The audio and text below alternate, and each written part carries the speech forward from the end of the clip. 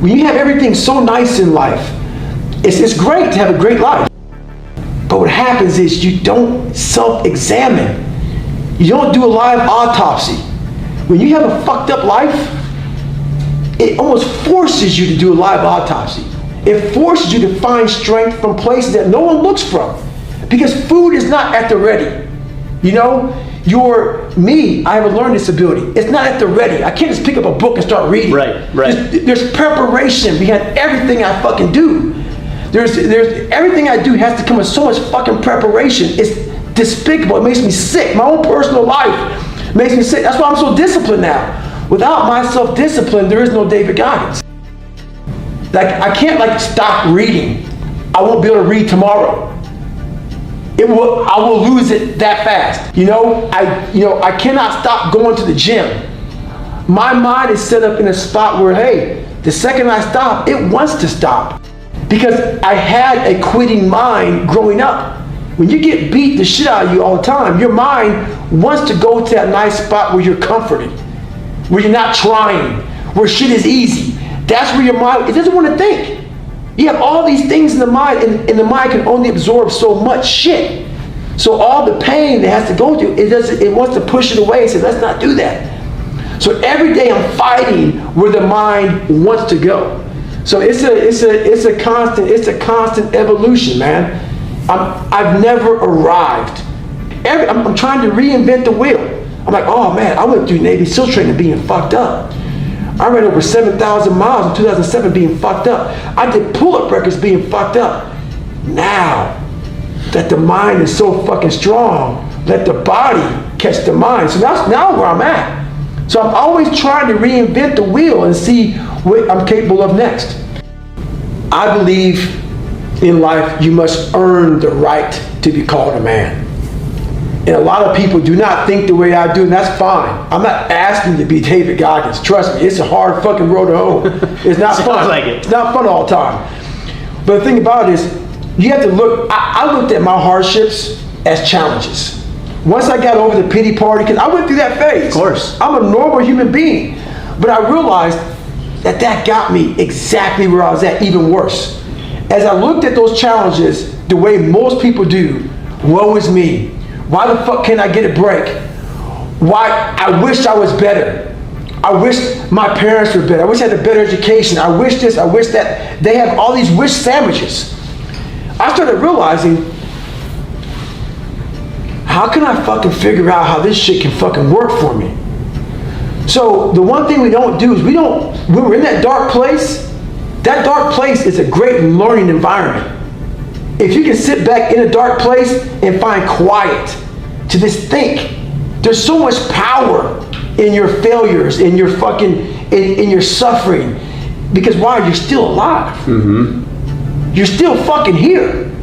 So you gotta look at that shit as, my God, man, this is power, man. Like, now I gotta flip this shit. How many men will be able to do what I'm about to do, what I'm about to try to do? Like, literally, what gave me strength was when I was at the worst of my worst. How many men would even fucking say they want to try to be a Navy SEAL right now? Yeah, very few, if any. I'm at the worst spot of my life. Like, I can't even walk down the street, let alone run down the street. And I'm gonna now call a recruiter up and try to be a SEAL. There's a lot of power in that. But people don't see it there. They see it, man, that's stupid. I genuinely believed I could do it. And the reason why, because I had this voice in the back of my head that I kept on running from. I was afraid of the water. I was afraid of dealing with things that made me feel unaccepted. I didn't accept myself. So I kept on going towards things that I felt good. Let me go this way. But something kept on saying, motherfucker, you have it, man. You got it, man, but you're gonna have to fail a lot. But you have it. And like I said, that voice kept on haunting me, but that voice kept on saying, if you face it, you realize it's not that bad. What do you think that voice is? I mean, I always, to me, it's God. Yeah, I know you've talked about that a little bit. To me, it's God. And I don't get off on the whole spiritual tangent. You know, I don't push that on anybody. I don't care what you believe in. But if you think you're the only motherfucker out here just chilling out and there's nothing, and I don't know what God is. No one does. I don't know anything about it. But I know there's something that is above David Goggins. There's too much energy in this world. There's too much. Trust me, I've experienced it, man. There's too much energy, and people call it God. You call it what you want. There's something out there that if you can tap into more than yourself, that there's something out there that truly exists. That if you're able just to let yourself go there, it truly exists. And that voice has been in my head, and whatever it is, it's been there. And I didn't want to listen to it because listening to it was painful, because it drove me to my fears. It drove me to my insecurities. It drove me to my lies. It drove me to the spot that made me feel self-doubt. And I didn't want to go there. It drove me, like, hey, over here in this pile of shit where everything is at, you're going to find the true meaning of your life. But I'm like, over there is all the bad shit. I don't want to go over there. I don't want to go like my dad's over there, the people that didn't like me over there. I'm over there. All that shit is over there.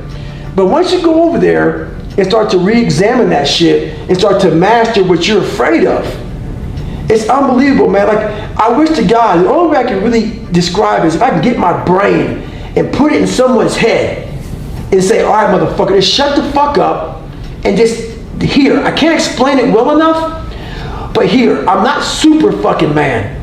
Just this, look, this is what happens. Because basically, what's over there is victory. It's all fucking victory, but you have to have the balls and the fucking courage, man, and that's the hard part. There's no science behind this shit. There's no fucking practice. Literally, you have to have the balls to go in your own life, in your own shit, and once you go in there and you're able to face it and able to talk about it, you're now on the even playing field with everybody in the world.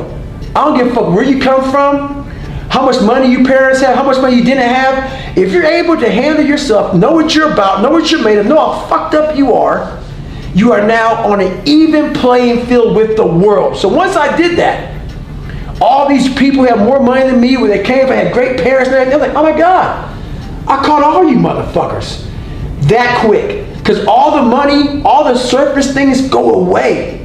Because we all are human beings. Right. That money and shit, all that material shit doesn't matter. It's what's deep inside of the core of your soul that fucking matters. And that's what I realized, man. I leveled the playing field out. But I had to go over there and face that shit first.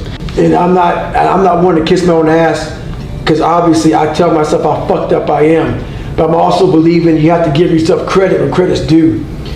And I became that fucking movie and then some. Like, if you look at the Rocky movie, and I look at it now, and it's still inspirational, that scene brings back those moments. I saw a Rocky train in the movie, but I see what I went through in real life. That movie's a fraction. That all those movies I watched that inspired me, they're all fractions of the real work I put into my life. And I don't ever talk about it enough.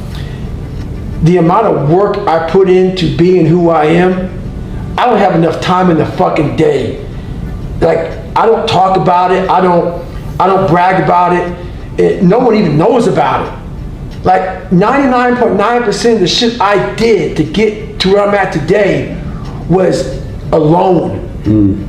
Alone. Out there running in cold, in heat, suffering, in pools, trying to swim. At home in a fucking room by myself, trying to teach myself how to read and write, how to study. You know, no one saw that shit. There was no video camera, there was no podcast, there was no Who's David Goggins. Right. What that fucking no documentary. There was no docu-fucking-memory on that shit. It was me. I just for me trying to get in the military, which everybody can do. It's easy. Just trying to learn how to read and write was something that blows Rocky away. So all these different challenges that I've been through in my life, I've easily, you know, I don't look at that movie the same way, because I'm proud of what I created, but I'm more proud I created it without an audience, without a cheering squad, without someone like, you know, like you run the Boston Marathon and people love that race. They run so fast because for 26.2 miles, there's a motherfucker just, come on man, you got it, you can do it. You know who you are when there's no motherfucker out there when you're running. And you're at mile 75 of a 150 mile race, ain't nobody cheering for you. You're broken, you're fucking defeated. It's you and you alone in your fucking head. And I stayed that way for the better part of 30 fucking years. Trying to figure this shit out. And once you figure it out, you look at everybody, hey, so you're all broken now. You know, is that how you want to be? Yep. If you could feel, if I could put my brain in your fucking head, you said the same fucking thing. You would no longer think I was fucking crazy. You no longer think I was sadistic. You realize, motherfucker, this guy found it. He found it. We're all looking for this feeling. We're all looking for this feeling. And people look at me because I don't always smile and I'm not always jovial. Sure. Nah, man, don't get it twisted, dude. People see, oh my God, if you look in his eyes, you see like almost an emptiness. So many people who are judging us don't understand. They don't want to look in the eyes of me. They don't want to look in the eyes and study them. What you see in me is fucking real life. That's why a lot of people resonate with me, because I skip through all the fluff. Fuck that. I can't fluff shit. I can't. Why? I don't know what that is. Life didn't present me with fluff. So I'm expressing to you what I know a lot of us are going through. A lot of us are going through fucking hell. Maybe not as bad as me, maybe worse than me. But they don't know how to express it because we're supposed to live in the fucking world where we have to talk a certain way. We have to walk a certain way. We have to act a certain way. A kinder, gentler world. Nothing gets handled in that fucking world. You stay fucked up in that world. You stay in a world of things will get better because someone said they would, and I need to find peace. No, you need to go to fucking war with yourself, man. At the end of that fucking war, you'll sit back all damaged and bruised and scarred up and fucked up, and maybe your psoas muscles so tight that you may lose 2 inches on your fucking body. Who knows? But at the end of that fucking war, you're gonna sit back on a couch, maybe have a fucking glass of water. If you drink a beer, you drink a beer. The war may be 30 fucking years, but when it ends, you will know what the fuck it's all about then. And then you'll find your fucking peace. So what's your fucking excuse? Is it too cold where you live? Is it too hot where you live? Does it rain too fucking much? Now it's time for some real fucking talk.